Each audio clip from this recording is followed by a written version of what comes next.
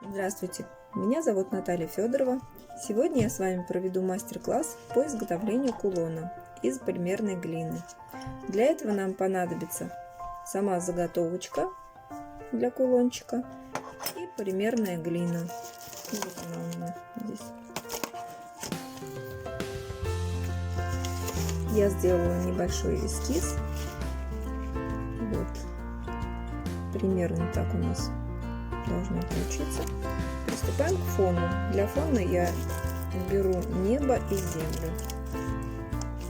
Небо делаем из белого голубого, и трава будет зеленым цветом. Вот я предварительно смешала. И небо. Я вот так вот на кулончик выкладываю. Следующий этап продемонстрирую. Вот и готов наш фон, который состоит из неба и травы. Теперь приступим к лепке девушки. Вот у нас тут появились заготовочки для платья, лица, рук.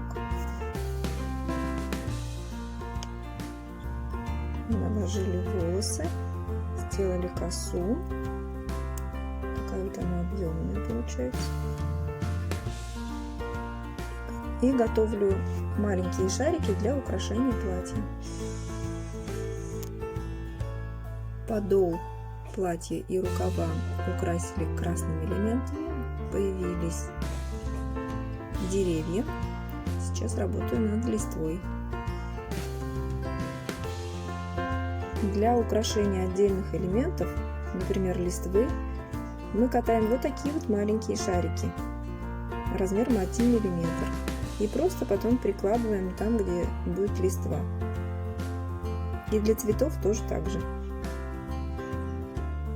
Чтобы удобно было брать маленькие кружочки, можно использовать иголочку, кнопочку.